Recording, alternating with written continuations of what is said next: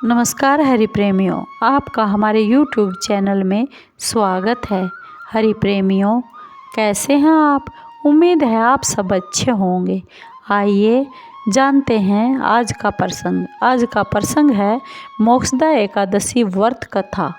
और मोक्षदा एकादशी कब है और उसका क्या महत्व है। हरि प्रेमियों, उससे पहले अगर आप हमारे चैनल पर नए हैं तो प्लीज़ चैनल को सब्सक्राइब ज़रूर कर लीजिए और बेल आइकॉन को ज़रूर दबा लीजिए ताकि आप तक हमारे सारे नोटिफिकेशन पहुंचते रहे।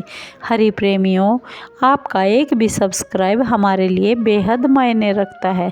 आइए जानते हैं और सुनते हैं मोक्षदा एकादशी व्रत कथा और कब है मोक्षदा एकादशी व्रत। हरि प्रेमियों, मोक्षदा एकादशी का महत्व बहुत ही खास है।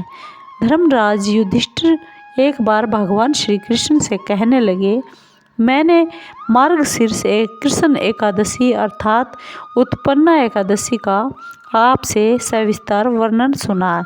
हे माधव, अब आप कृपा करके मुझे मार्गशीर्ष मास के शुक्ल पक्ष की एकादशी के विषय में भी आप बता दीजिए। इस एकादशी का क्या नाम है और इस एकादशी का व्रत का क्या विधान है और इस व्रत की क्या विधि है। इस व्रत के करने से क्या फल की प्राप्ति होती है। कृपया यह सब आप विधान पूर्वक हमसे बताइए। भगवान श्री कृष्ण युधिष्ठिर से बोले, हे युधिष्ठिर, मार्गशीर्ष मास के शुक्ल पक्ष में आने वाली जो एकादशी होती है वह मोक्षदा एकादशी के नाम से जानी जाती है। यह व्रत मोक्ष को देने वाला होता है और चिंतामणि के समान सब कामनाओं को पूर्ण करने वाला होता है, जिससे आप अपने पूर्वजों के सब दुख को खत्म कर सकते हैं। आज उसका महात्म्य मैं तुमसे कहता हूँ, आप ध्यानपूर्वक सुनिए। मोक्षदा एकादशी व्रत कथा भगवान श्री कृष्ण बताने लगे, गोकुल नाम के एक नगर में वैखानस नाम का एक राजा राज्य करता था। उसके राज्य में चारों ओर वेदों के ज्ञाता ब्राह्मण रहते थे। वह राजा अपनी प्रजा का पुत्रवत पालन किया करता था। एक बार रात्रि में राजा ने एक स्वप्न देखा कि उसके पिता नरक में यातना भोग रहे हैं। उसे बहुत आश्चर्य हुआ। सुबह वह विद्वान ब्राह्मणों के पास गया और उसने सभी विद्वान ब्राह्मणों को अपना रात का स्वप्न सुनाया और कहा, मैंने अपने पिता को नरक में बहुत ही दुख उठाते हुए देखा है। उन्होंने मुझसे कहा है कि हे पुत्र, मैं बहुत नरक में पड़ा हुआ हूँ, बहुत दुख भोग रहा हूँ। इस दुख से मुझे तुम मुक्त कराओ। जब से मैंने ये मेरे पिता के वचन सुने हैं, मेरा मन बहुत ही बेचैन है। चित्त में बहुत अशांति हो रही है। मुझे इस राज्य, पुत्र, स्त्री, धन, घोड़े, हाथी आदि कुछ भी सुख प्राप्त होते हुए अच्छा नहीं लग रहा। मैं क्या करूं? राजा ने कहा, हे ब्राह्मण देवताओं, इस दुख के कारण मेरा सारा शरीर दुख से जल रहा है। अब आप मुझ पर कृपा करके कोई तप, दान, व्रत आदि कुछ भी उपाय बता दीजिए जिससे मैं मेरे पिता को मुक्ति दिला सकूं। उस पुत्र का जीवन व्यर्थ है जो अपने माता पिता का उद्धार ना कर सके।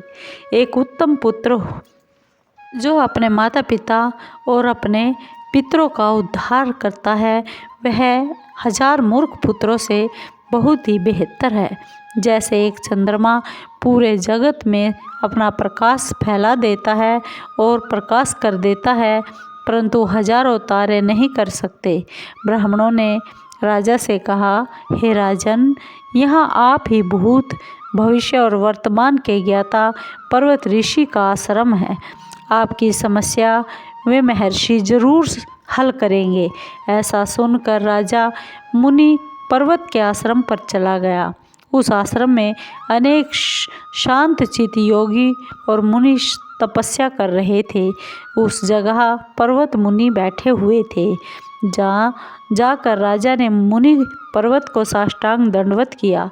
मुनि ने राजा से सांगोपांग कुशलता पूछी। राजा ने मुनि से कहा, महाराज, आपकी कृपा से मेरे राज्य में सब कुशल मंगल है, लेकिन मेरे चित्त में अत्यंत अशांति हो रही है। ऐसा सुनकर पर्वत मुनि ने अपनी आंखें बंद की और भूत विचारने लगे। फिर बोले, हे राजन, मैंने अपने योग के बल से तुम्हारे पिता के कुकर्मों को जान लिया है। उन्होंने पूर्व जन्म में कामातुर होकर एक पत्नी को रति दी थी, किंतु सोत के कहने पर दूसरे पत्नी को ऋतु दान मांगने पर भी नहीं दिया। उसी पाप कर्म के कारण तुम्हारे पिता नरक में पड़े हैं। तब राजा ने पर्वत मुनि से कहा, महाराज, आप कोई इसका उपाय मुझे बताइए। पर्वत मुनि बोले, हे राजन, आप मार्गशीर्ष एकादशी का व्रत करें और उस व्रत के पुण्य को अपने पिता को संकल्प कर दे। इसके प्रभाव से आपके पिता की नरक से मुक्ति जरूर होगी। मुनि के ये वचन सुनकर राजा अपने महल में आ गया और मुनि के कहने के अनुसार पूरे परिवार के सहित मोक्षदा एकादशी का उपवास किया। इस व्रत का पुण्य उसने अपने पिता को अर्पण कर दिया। इसके प्रभाव से उसके पिता को उस नरक से मुक्ति मिल गई और स्वर्ग में जाते हुए वे अपने पुत्र से कहने लगे, हे पुत्र, तेरा कल्याण हो। यह कहकर वह स्वर्ग में चले गए। मार्गशीर्ष मास के शुक्ल पक्ष की मोक्षदा एकादशी का जो भी उपवास करते हैं उनके समस्त पाप नष्ट हो जाते हैं। इस व्रत से बढ़कर मोक्ष देने वाला अन्य कोई भी उपवास नहीं है। इस दिन गीता जयंती भी मनाई जाती है और साथ ही यह धनुर्मास की एकादशी भी कहलाती है। अतः इस एकादशी का महत्व कई गुना और भी ज़्यादा बढ़ जाता है।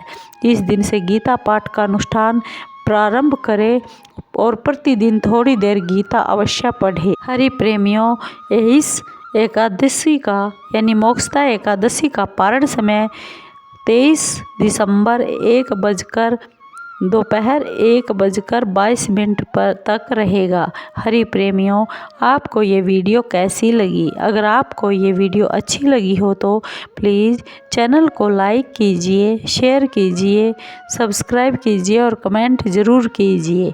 धन्यवाद दोस्तों। जय श्री कृष्णा।